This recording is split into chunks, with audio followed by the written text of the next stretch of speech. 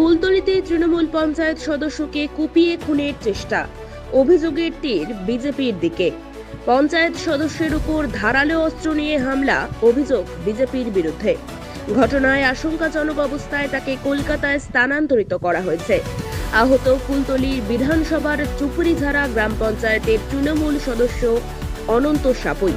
কুলতলির বিধায়ক গণেশচন্দ্র মণ্ডল জানান, ঘটিহারানিয়া বাজারে তার নিজস্ব দোকানে যাওয়ার পথে তার উপরে হামলা চালায় বিজেপি আশ্রিত দুষ্কৃতীরা।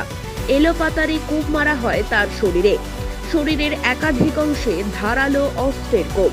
স্থানীয় মানুষজন তার চিৎকারে প্রথমে তাকে জয়নগর কুলতলি গ্রামীণ হাসপাতালে নিয়ে যায়। সেখানে অবস্থার অবনতি হলে তাকে কলকাতায় স্থানান্তরিত করা হয়েছে।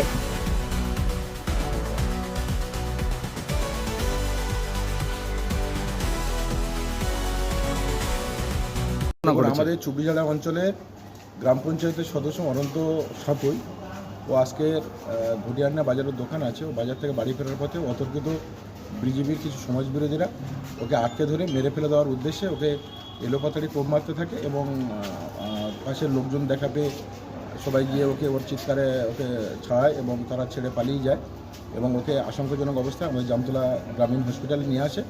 এখান থেকে ডাক্তারবাবুরা বললেন যে অবস্থা খুবই খারাপ আছে, সেই জন্য আমরা কলকাতা স্থানান্তরিত করেছি।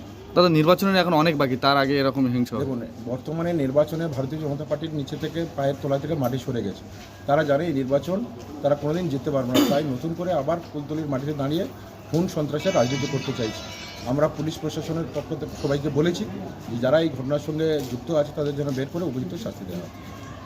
কোন অঞ্চলের মেম্বার? এটা চুপিঝাড়া অঞ্চলে আমাদের গ্রাম পঞ্চায়েতের মেম্বার অনন্ত সাপুই।